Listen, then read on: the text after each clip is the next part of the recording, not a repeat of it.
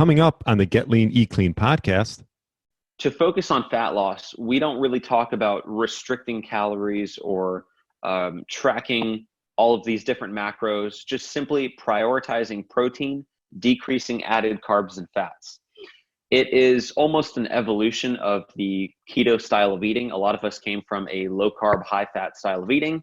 It just prioritizes protein a bit more than that style would and reduces added fats a bit. So rather than adding, a bunch of macadamia nuts or a bunch of grass-fed butter to your food or avocados, we would say, eat more pasture-raised eggs, eat more grass-fed beef, eat more wild-caught salmon. So really focusing on the protein mineral side of things. And then the third aspect would be just a simple high intensity body weight training program that takes 15 minutes a day, one set to failure on a pushing movement, a pulling movement, and a leg movement. Hello, and welcome to the Get Lean, Eat Clean podcast. I'm Brian Grin, and I'm here to give you actionable tips to get your body back to what it once was 5, 10, even 15 years ago. Each week, I'll give you an in-depth interview with a health expert from around the world to cut through the fluff and get you long-term sustainable results.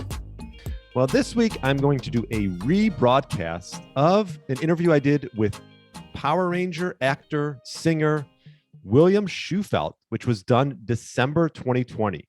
And I wanted to do a rebroadcast mainly because it's good to hear things a few times. And I have so many great interviews for the past year and a half now that I thought it would be beneficial to find one that has a ton of great information.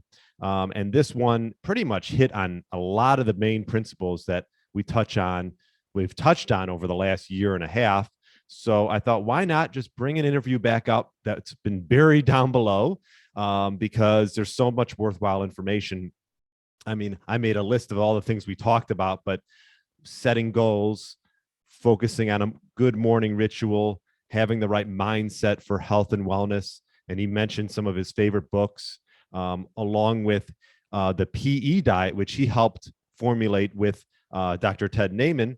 And I thought that would be a great diet to talk about as well. Also, we got into fasting. We talked a little bit about carnivore and the correct amount of protein for individuals. We also touched on the importance of resistance training.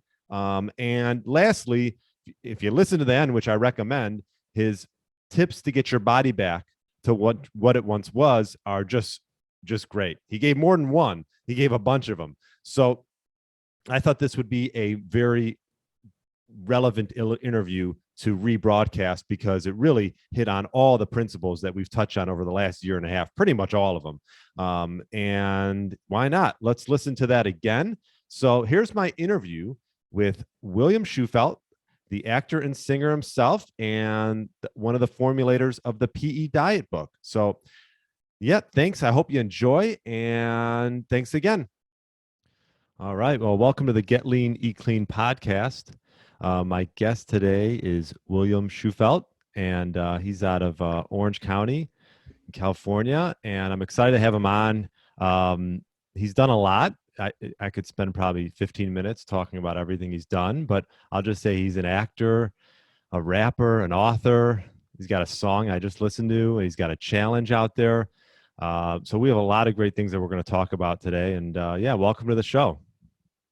Thank you for having me on. I appreciate it. We were linked up through my good friend, Brad Kearns. So anybody that, Brad wants me to talk to, I will talk to because Brad's an awesome dude. Well, yeah, and listening to all the things that you have out there, whether I know you had a podcast going for a little while. I felt like we have a lot in common, just in just the way we think and we live our lives. So I'm excited to have you on. And I guess we could start with sort of your background. I know you started out with acting and then sort of grew from there. Yeah. Let's see, background. Do we want to take it back to just being a wee young lad in Modesto, or maybe, I guess, let's maybe save people the details and let's just go to, I studied economics in college. I went to UC San Diego for that. And, I did 3 years of that. I did a lot of different internships while I was there. I was president of our economic society and I got heavily involved, but I became super aware of the fact that I didn't like the direction my life was headed in. I could see, I would be able to join, some great company and kind of work my way through the ranks, Hmm. and join corporate America, or I could even go like the more academic route with that and try to become a professor or go for a master's degree or a PhD in economics. And I just kind of looked at a lot of those different options. I was also doing like Model UN and mock trial and some of those things. So looking at what it would be like if I pursued a legal career or something in public service. And I didn't like none of it. Hmm. I had a good time. Like I always really pushed myself on all of those things, but um, there just came a point where I was like, okay, I have 1 year of college left. I'm still young enough that I could do anything that I want to at this point. I could kind of change direction. And I really did some soul searching before that last year of college. And I did a lot of goal setting. I was reading heavily, a lot of the personal development books, Right. and realized that acting was something that I had been passionate about since I was a kid, had just always written off because it just didn't seem likely. It didn't seem like a realistic possibility, which I think a lot of us do that. A lot of us have, in the ideal world, we would do X, Y, and Z, but we won't do that because we're too, born in the wrong place, or we're too short, we're too tall, we're the wrong ethnicity, blah, blah, blah. So, Mm. yeah, I just sort of wrote it off. And once I started to learn how goal setting works, and once I saw how effective it was in my life, I started to realize like, man, you can really kind of point and choose what it is you want to do and work backwards and create systems and routines to help get you there. So I set this goal for myself. I've told this story before, but I set a goal for myself that in 1 year I wanted to book the starring role on a major TV show, and I really worked backwards from there. And by the end of the year, I had gotten an agent, and I had done an independent film and some music videos and commercials. And finally, I booked the leading role on the Power Rangers TV show. Hmm. And that's when I went off to New Zealand for the next year, and we filmed 45 episodes of that, 2 seasons of that, and it really just changed my life. And I also had a health journey that was sort of parallel to all of that, but Right. I'll cut it off there because we're I'm already running a bit long. No, that's good. I know that was a very general question. You could probably go on anywhere. I mean, we talk about goal setting. I think it's something that even myself have talked about, and I've done it in the past. How do you set goals every month? How do you do it, and how far out do you do it? Yeah, so that's a big scope in terms of how I could answer that. I have sort of a mission, like a mission for my life, and there's there's a certain trajectory and progression and evolution that I want to see in my life in a few different fields. So that kind of maps out the course of what I want to achieve over the span of my life. Hmm. And along with that, I have goals that I want to achieve in the next 5 years, some things that I really want to focus on. Right. And then I also usually take some time out at the beginning of each year to focus on, about 3 to 5 achievable targets in professional areas, also personally. So that kind of moves me in a certain direction for that year. And then I really focus on like what's really actionable for me is setting these quarterly goals, usually like 100-day challenges that I'll do for myself. Um, and those kind of determine like what am I sprinting towards at the moment. I have like monthly challenges that I set for myself that are going to move me to those quarterly goals. And then each week I'm kind of revisiting all of that and mapping out my projects and how I'm going to manage my music and my acting projects, my social media, my 21-day Carnivore Shred challenge, the PE diet book, which we're still marketing and getting out there. So Yeah. I'll take time at the beginning of each week to just sort of review where is everything at, what needs to get done this week. Hmm. And then also like, how did I do with that monthly challenge the past week? So yeah. Yeah. No, I mean, I think the toughest thing is, being an entrepreneur like yourself and myself sometimes is you have so many things that you want to get done, and it's like you get Mhm. pulled in all these different directions, I actually have this tab on my computer. It says one thing at a time, because at least for me, if I get pulled every direction, then nothing really gets done. For me, I like to focus on one thing, get it done, and then move on to the next. How do you feel about that? I completely agree with that. One of the most important things for me is having a daily checklist that I go through. And that checklist, so there's like a morning component to it, and then there's like a work component to it. So in the morning, there's like a morning routine that I guess you could call it a morning routine. Let's talk about that, because that was actually a question. I'm a big fan of morning rituals. So what is your morning routine? It's long, man. For me, you know, since we're able to set our own schedules in a sense, I really take the entire morning. I mean, from 5 a.m. to about 10 or 11, and I'm building on all of the routine things I need to do. They're kind of mundane, but it's just funny how your cup got cut off in the background there. Okay. But so it starts 5 a.m.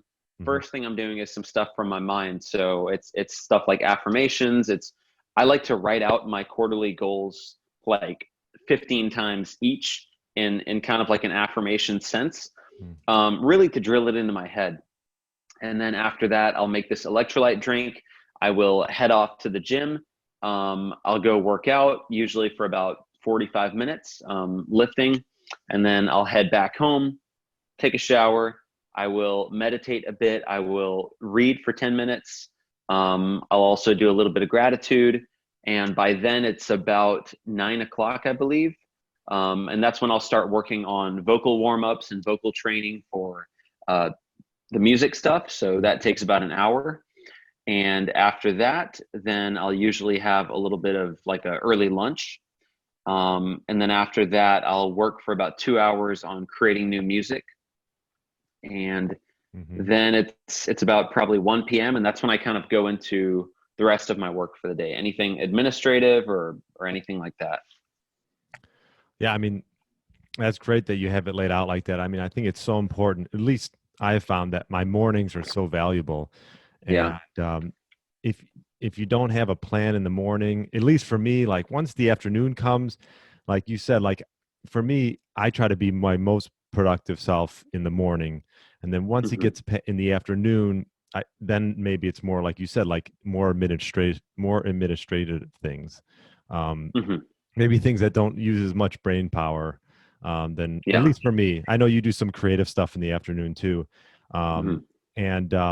Yeah, speaking of your song, I listened to the one that was just on YouTube, and I wrote down the name. Oh, is that a Spanish? Is it a? Yeah. Can you I've got about no. I've got about three. I have 3 Spanish songs out currently. Okay. One of them is Enamorado. The other is Disfruta. The other is Buena Cosa.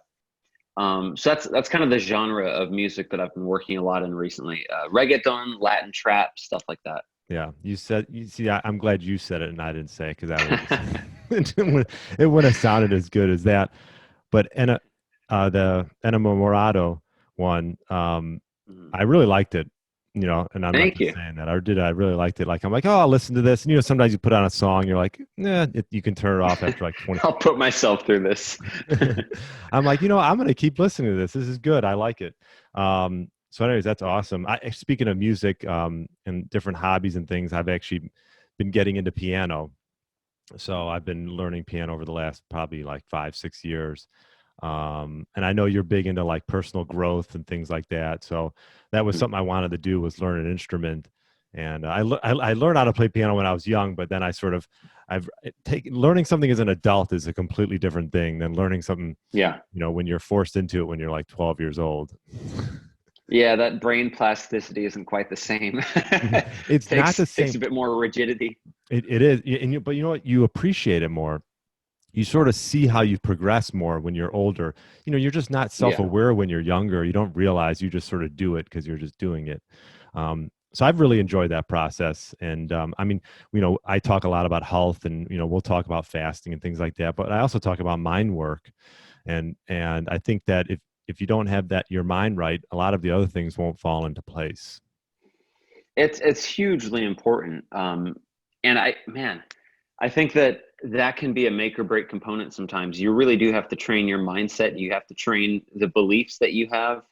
You have to train your self-talk. All of these things are, you can either accept what you were born with and go with that throughout life, or you can actively seek to create a more growth-oriented mindset, a more positive mindset, a more, success-oriented mindset. So all of these things I always view it as like everything can be improved, everything can be changed, everything can be built and grown. You ultimately have to figure out what are the most important things for you to be building and growing, because you can't necessarily do everything. Some stuff you can relegate to habits and routines, so you don't have to think about it. Some things will take a lot of active focus, and then some things you just kind of have to push to the future when you get to it. Yeah. Is there a book or a journal that you use or that has helped you sort of sculpt like your affirmations and your goal setting, or do you just do that on your own? Yeah, I've got a couple of journals. I mean, I use this just for work. It doesn't show up in my beach background there. Yeah. And I've got another journal that I use Okay. just for writing, just for journaling, just for like affirmation, stuff like that. I've got one that I use more for like checklists and daily routines and habits. I don't necessarily use like a formatted journal per se. I've done that in the past. I did the self journal for a while. I did Hmm. John Lee Dumas had a good journal too. I used that for a little while, but yeah, I kind of prefer like a more free form thing where I can set it up in whatever structure I want. Yeah, I hear you. I have a journal. I don't use it enough, but like for me, my morning routine has become.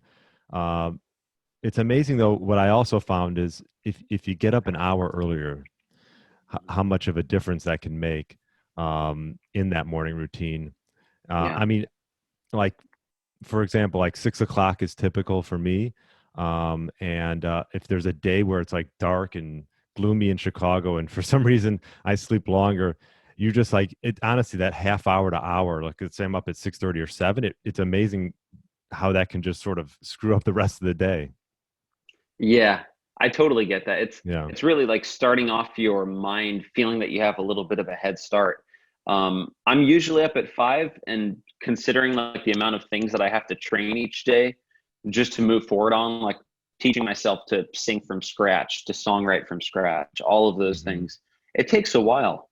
And when this time change happened, and Right. I didn't even realize it was 4 o'clock when I woke up because my alarm didn't change. Oh. Um, it was like I started sticking to 4 a.m. for about a week. And it was like incredible. I was like, wow, this is amazing. I have so much time, Oh my you know, God. but then you have to go to bed at, 8 or 9 p.m. So Yeah, no you one gotta wants to find do gotta that. find that balance, right? Because you want to sort of stay consistent with when you go to sleep and when you wake up, but Yeah. you also got to value how much time you need to sleep. Because obviously, I talk about like these principles. I mean, sleep is like number one on the list when Hmm. it comes to principles for health.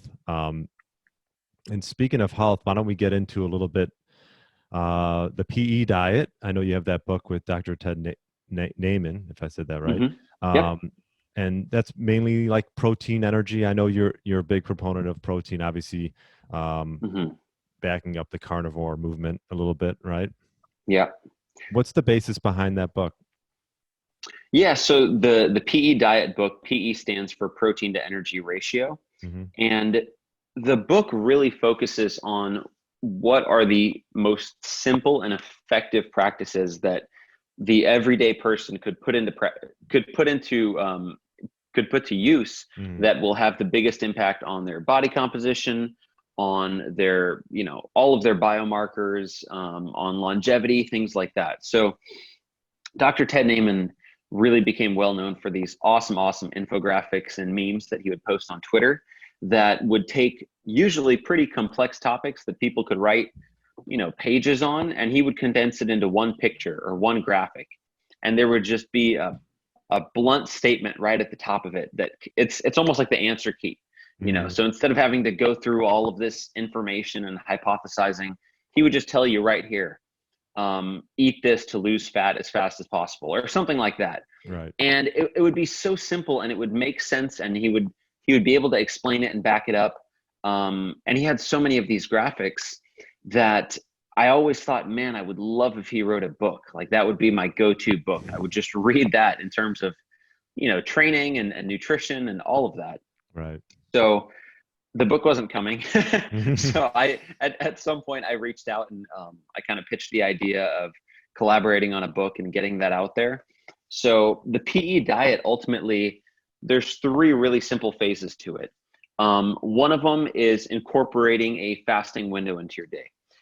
We just really simply advocate a 16-8 style of eating, or just doing about 2 meals a day, skipping breakfast, keeping it very, very simple. The second is to focus on fat loss. We don't really talk about restricting calories or tracking all of these different macros, just simply prioritizing protein, decreasing added carbs and fats.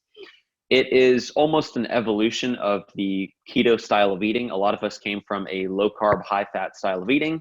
It just prioritizes protein a bit more than that style would, and reduces added fats a bit. So rather than adding, a bunch of macadamia nuts or a bunch of grass-fed butter to your food or avocados, we would say, eat more pasture-raised eggs, eat more grass-fed beef, eat more wild-caught salmon. So really focusing on the protein mineral side of things. And then the third aspect would be just a simple, high-intensity body weight training program that takes 15 minutes a day, 1 set to failure, on a pushing movement, a pulling movement, and a leg movement.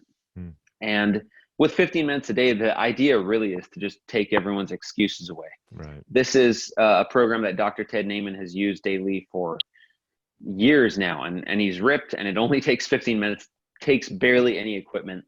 So that's kind of the training side of things. But yeah, just 3 simple practices, and the goal is to just make it accessible for people. It doesn't have to take this complex situation and hiring personal trainers and tracking all of these different foods. Just keeping things simple and effective, kind of focusing on that 80-20 principle. Yeah, I like that. I mean, I always talk about when you confuse people, they don't take action. And so, keeping things simple. And I like the idea behind that. I actually I got into intermittent fasting actually from a client of mine, because I do some training and health coaching. And she was pre-diabetic, she had some issues. She got into fasting, had unbelievable results. I'm like, I got to look into this. Like, I don't know that much about it, even though it is sort of simple when you break it down. And yeah, I got into that, and I was like, wow, I had great results. And I was like, I want to come out with a journal. And I came out with this simple intermittent fasting journal, just to, like you said, like, keep it simple. And, you promote more or less like the 16-8, which is, is probably the most popular way of doing intermittent fasting. And that's what I sort of did in that journal, is I had them actually push back breakfast gradually, not just jump right into it. 'Cause some people, it can be very difficult to get into, the whole fasting window. Is that typically what you do for you, 16-8?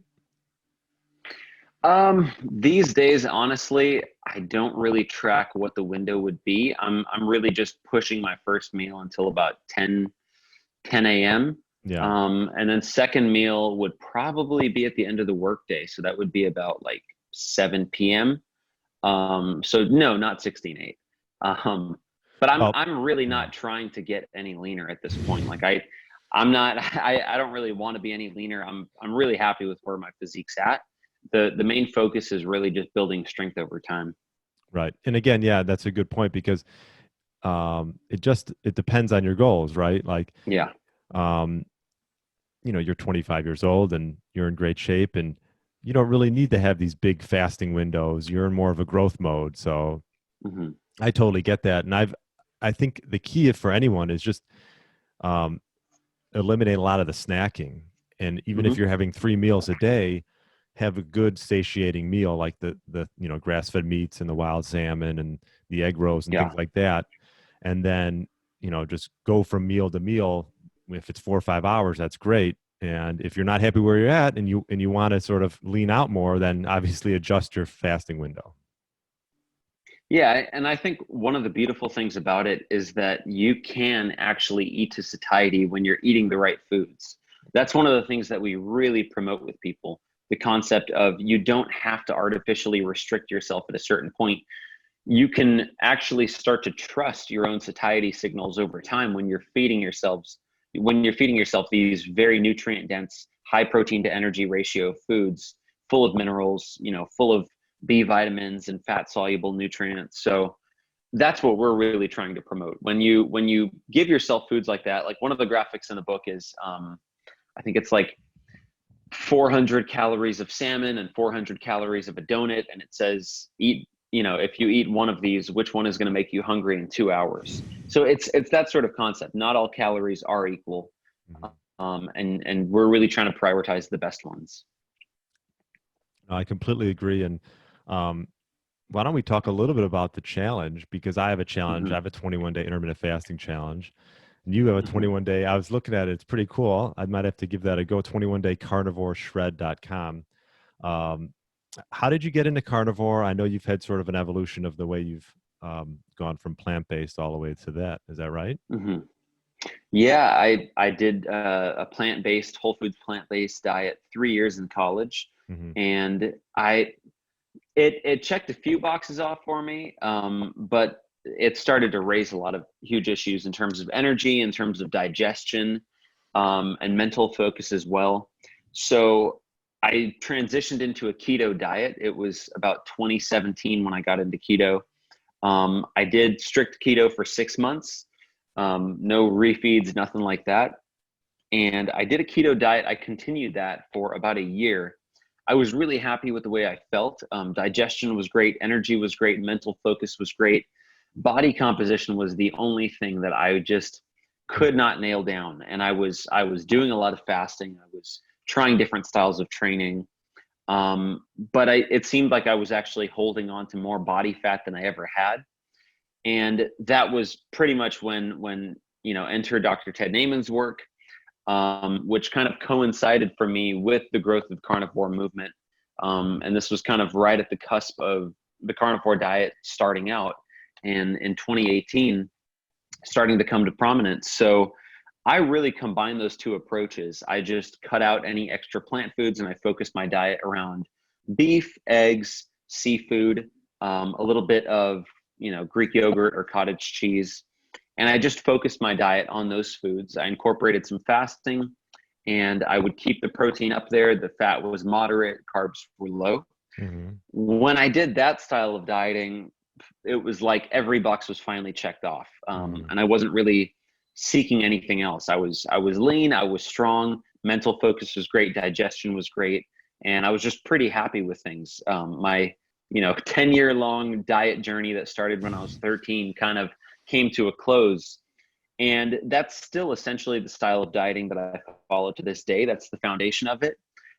If I'm really, really focused on like bulking, I'll bring in, certain carbs. I'll bring in things like potatoes and sweet potatoes. But I always kind of make sure that I've got my 2 pounds of red meat, my 6 eggs, and maybe a bit of seafood or a bit of dairy that day. And then if I want to cut down, I'll just cut out those carbs. So that's really kind of where my diet got to. And I thought I would never stop searching for the perfect diet, but there is an answer for all of us. I do think that each of us has that specific answer for our goals. And I'm glad that I found mine. Yeah, I mean, I think everyone is on that journey. Well, not everyone, but a lot of people are on that journey to find like what's optimal for them.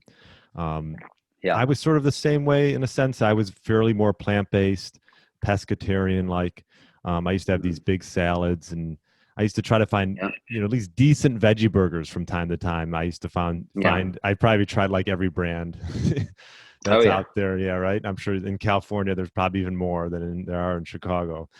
But I was sort of the same way. I actually got more into, I would say, keto / carnivore-ish.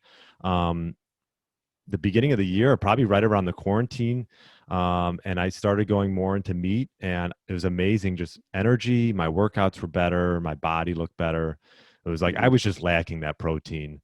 And and I'm sure obviously, as you talked already, how important that is for just growth in general.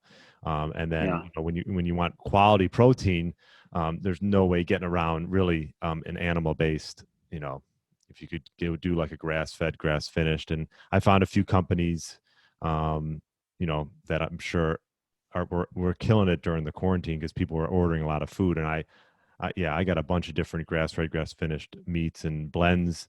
You talk about organ meats as well. Do you incorporate organ meats into your routine? Not these days.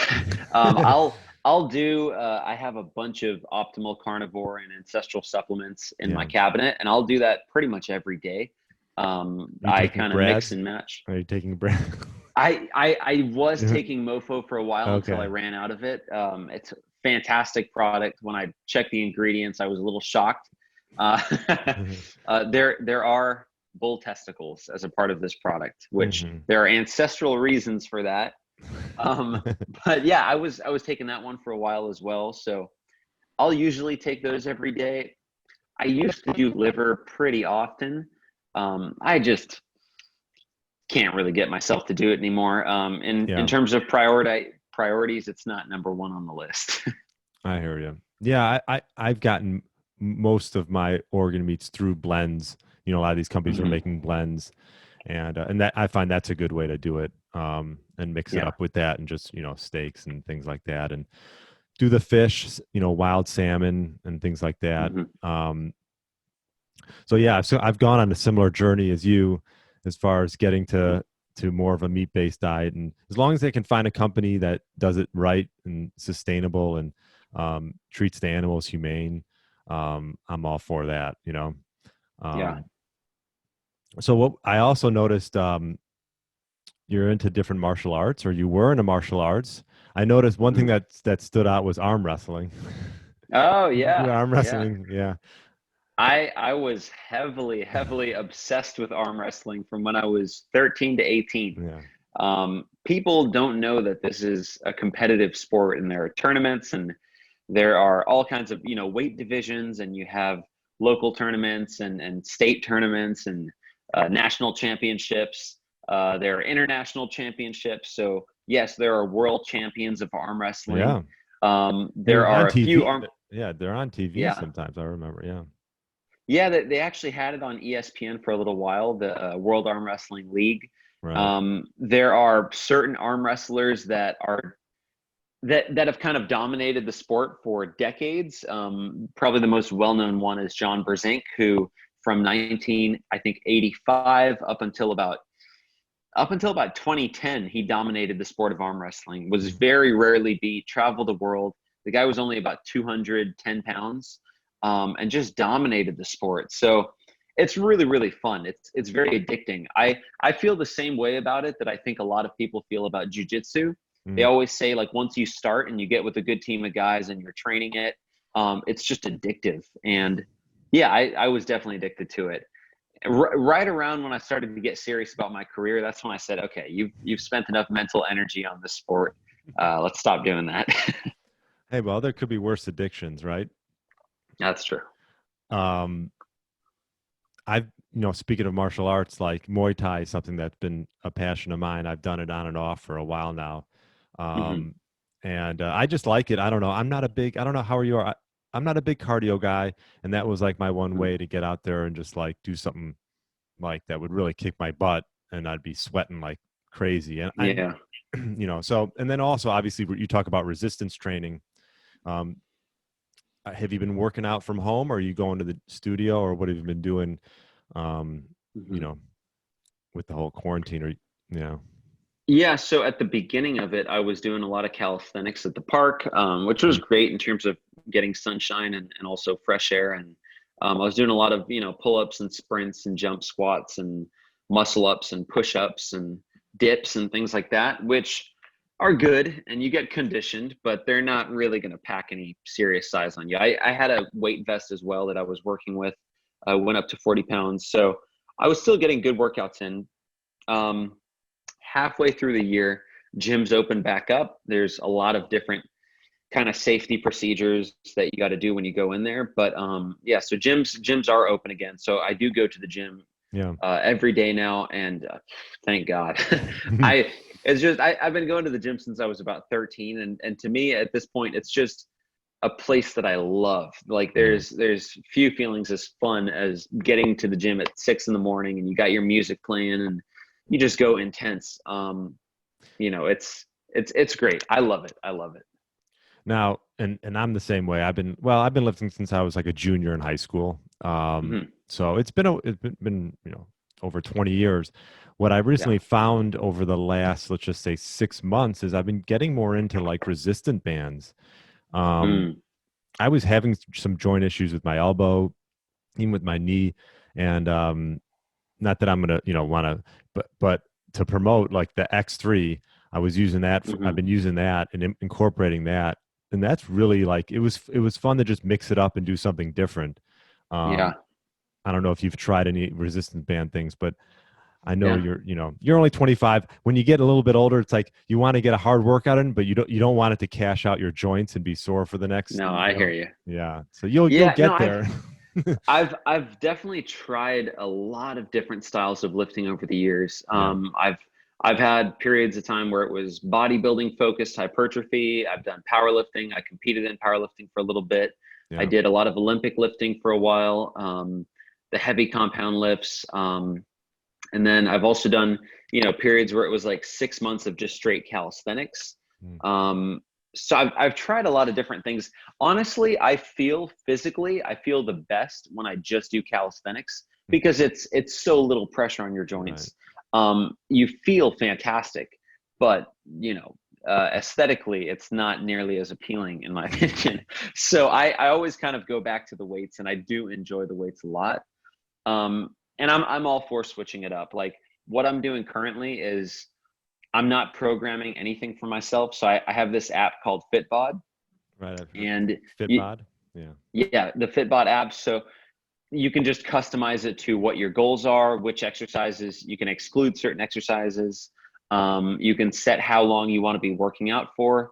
And it's got some AI technology in there where it'll basically just give you that progressive overload each workout. So it'll take you up, a few extra reps or a few extra pounds, which I really like. I like having another brain thinking about my workouts, and I can just show up, turn the app on. It'll tell me what I'm doing for the day.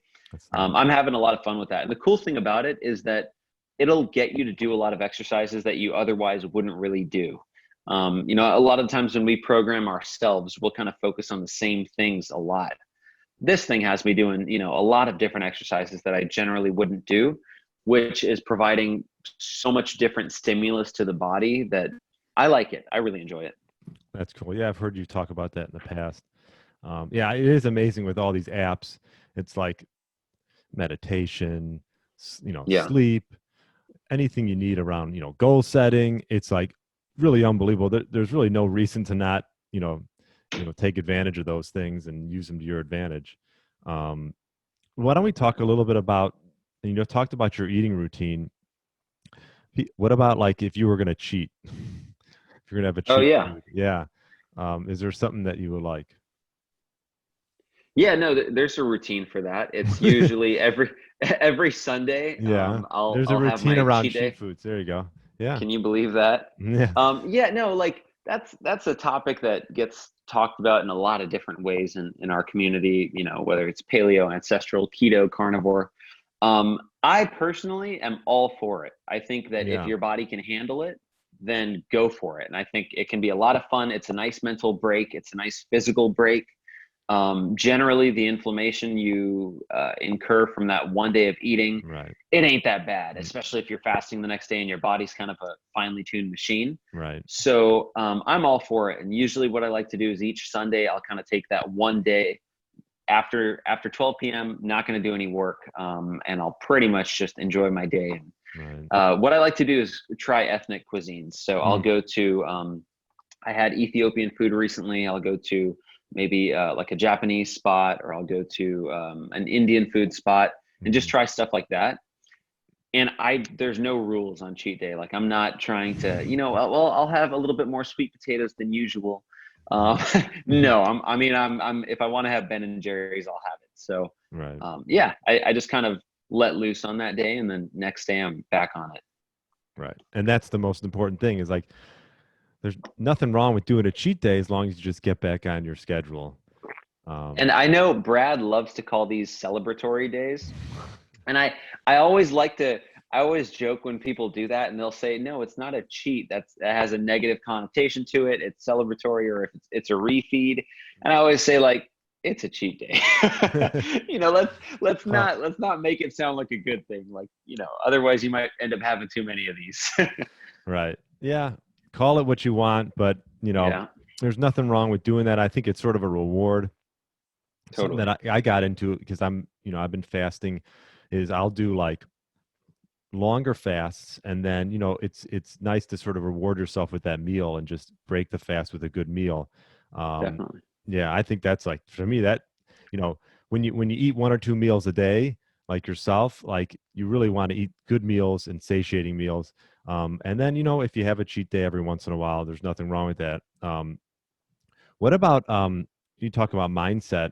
I know I'm going all over the place here, but favorite No, book? dude. Favorite? Yeah. Yeah. Like, I know you're big into books, 10 minutes a day. I'm a big fan. I actually just picked up a Wim Hof's book.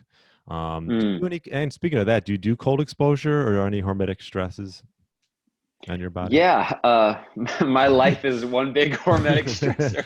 Oh, No, yeah, I definitely like to do that. So every morning, well, I'm not going to say every morning, but right. most mornings I like to do a cold shower. If I'm like super sleep deprived and stressed out to begin with, I'm not going to do it because Right. I'm not trying to just, Yeah. stress myself out like crazy. Right. But most of the time I'm doing a cold shower. There's two things I love about it. One is how much it energizes you, how amazing you feel after a cold shower. And then the second one is what it does for your mood. Yeah. There's a lot of great information out there about how, I think it's a flood of dopamine that you get after that. But, and people have experienced like temporary, how would you say this? It's not a cure for depression, but it's like a temporary way to upregulate some of those feel good hormones. Mm-hmm. So it's kind of a way to help people get that dark cloud out from them, for maybe an hour or two. So I really like it because I feel like it's a great way to start your morning off in a positive way. Right. And then jumping back to the reading, Yeah. yeah, there's so many books that I enjoy reading. What I tend to do is I tend to read a lot of the books that I love over and over and over again because I'm really trying to ingrain them into my mind. And there's a few of those, like The Compound Effect, The Miracle Morning, let's say The 7 Habits of Highly Effective People. Think and Grow Rich is one that I like to read often. The Science of Getting Rich is a fantastic book. The Richest Man in Babylon is one. I feel like every quarter I'll read Arnold Schwarzenegger's biography over again because Oh, it just gets me pumped up. Yeah, so there's a few that I like to read. I do try to bring in new books every now and then, but generally I kind of stick to a few basics and just read those on repeat. I like that because I'm sure that you notice going around and reading it again and a third time and a fourth time that you miss stuff and you didn't even Yeah. you probably grasp what, like the first time you go through a book, what do you grasp? 20-30% of what's really in it? Yeah, I think that there are certain times when you're more receptive to a certain message. Hmm. And when you read a book over and over again, different takeaways are going to hit you at times that you need them more so than other times. So I always like to do that, just read these books constantly. And I feel like they're always giving you new information for new periods of life. And a lot of the times you can forget the stuff that you read. You can kind of fall out of practice with some of these things. So it's kind of a good reminder. Yeah. I have an issue sometimes where I like to buy books. And then, Mm. yeah, I like to buy them. It's a good feeling. It's a good Yeah. it's a good feeling. It's cool. And I'll read them, I'll get it, but sometimes I'll get into them for a bit and then I'm like, well, I think I maybe should try something else. But I like Mhm. your idea. Maybe I'll just start reading them through and then over again, just to hammer it home, especially if you Yeah. enjoy the book. Um, I wanted to talk a little bit about your challenge, because I have one as well. And regarding the carnivore one, what's the Mhm. basis behind that one? Yeah, so the carnivore diet, the 21-day carnivore shred challenge, we're really combining both of the things that I love about diet. So it's high protein to energy ratio. It's also, a carnivore style of eating. So we're really focusing on a high protein, moderate fat, low carb style of eating.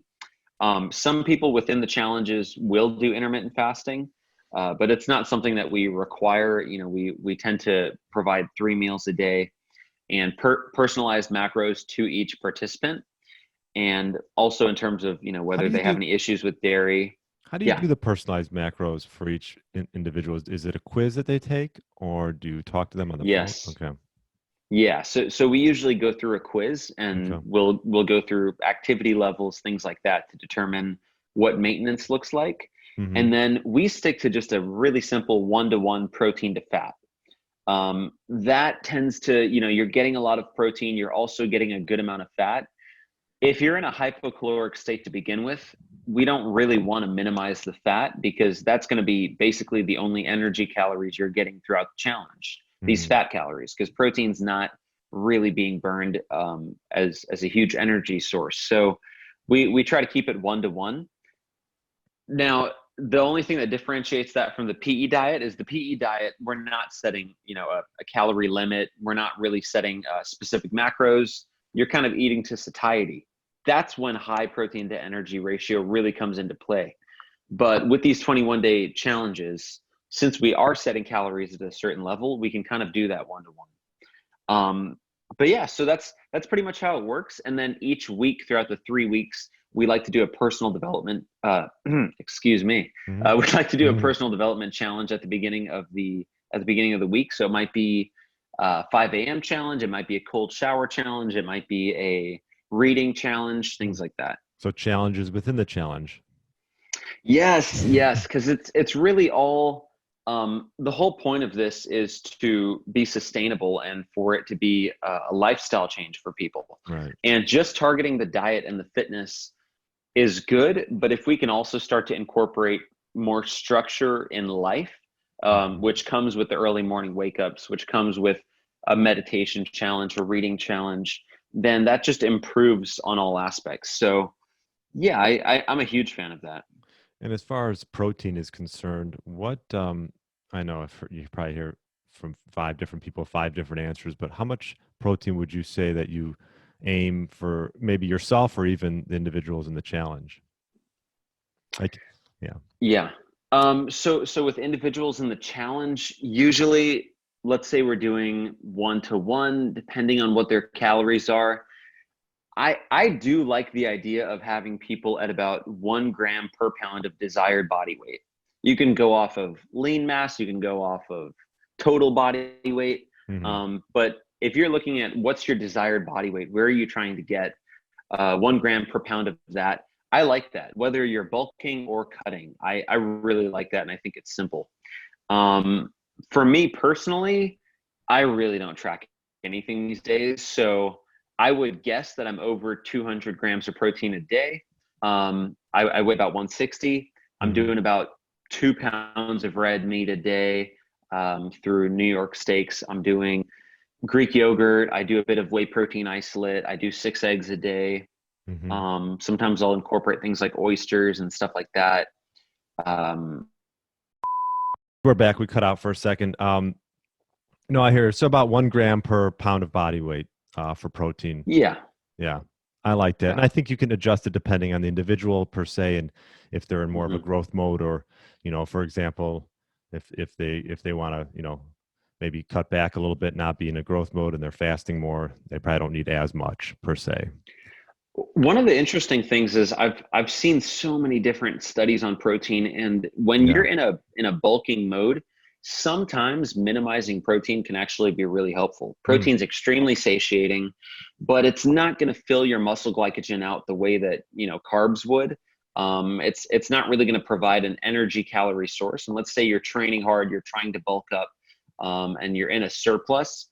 If all of those calories are coming from protein, we've seen from protein overfeeding studies that your metabolism's ramped up, and you're just burning through those calories. And some people even they'll lose body fat in a protein overfeeding study. So going super high protein, if you're trying to bulk, sometimes can work against you, and you might want to replace some of those protein calories with some carbs or fats.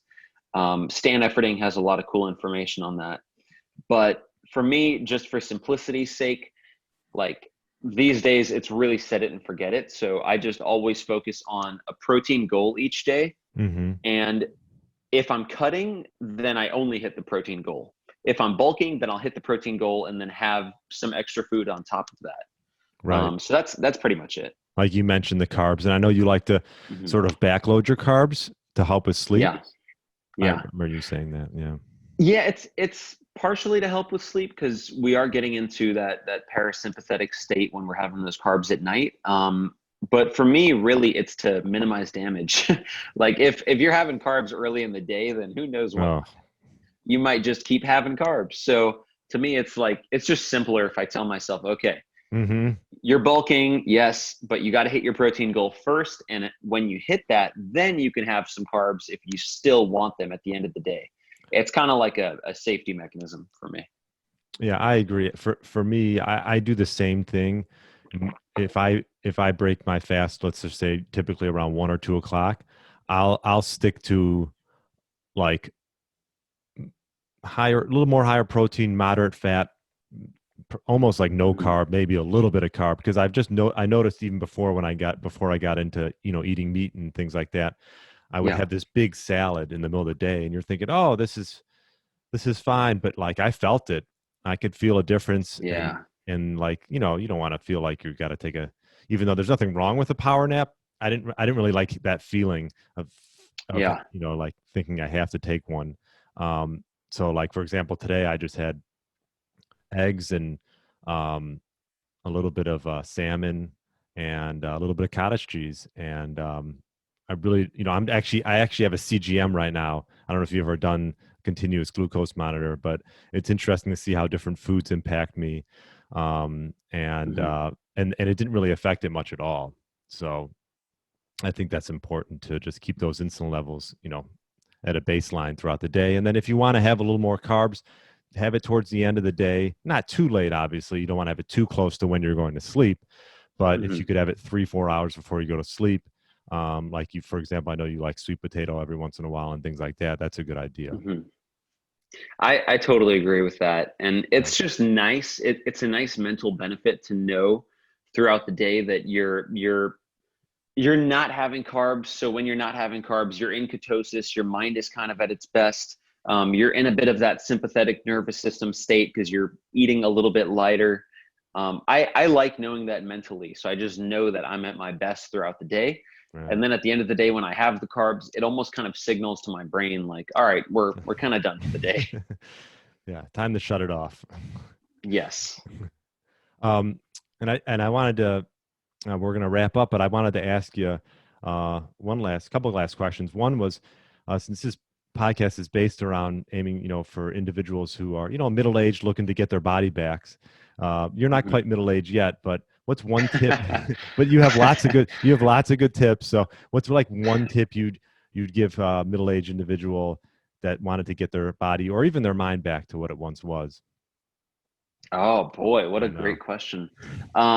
So if you're middle-aged, let's say you're in your 40s, 50s, and you want to get your body and your mindset back to where it was, I would give like a few really, really simple recommendations. So the first one would be implement some intermittent fasting, implement some style of training that you can do on a daily basis. You don't have to be going crazy on a daily basis, but there's something mentally about kind of checking in with that training every single day. It's going to keep your body limber. It's going to help with mobility.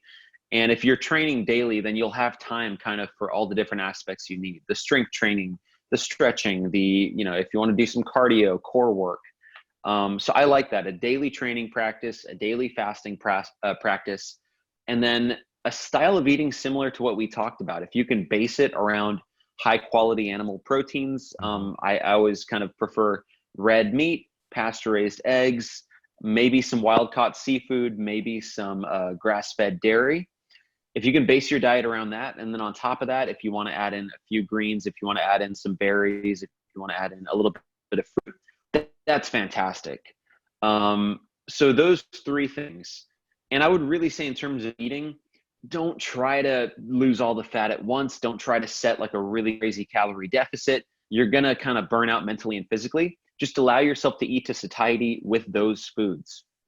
If you're doing that and training and doing some fasting, you're going to start to trend in the right direction. And then the last thing, mindset wise, it's a toss up, but I would say get a good book on goal setting. One that I would highly, highly recommend is by a lady named Honoree, and it's called Vision to Reality. I think it's how short-term massive action leads to long-term maximum results. And it's just an excellent, excellent book on setting quarterly goals. That basically her hypothesis is that you can achieve your yearly goals many times within about 100 days if you're actually focused on it and you're taking a lot of short-term massive action. These yearly goals, sometimes a year is so far out that you'll see this happen with a lot of people in October.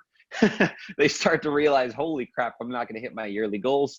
And they might try to sprint towards the finish line, but they could have done that in January just as well. So I think that's a fantastic book. That lose 20 pounds this year goal, you could probably do it in 100 days if you're focused on what you're doing.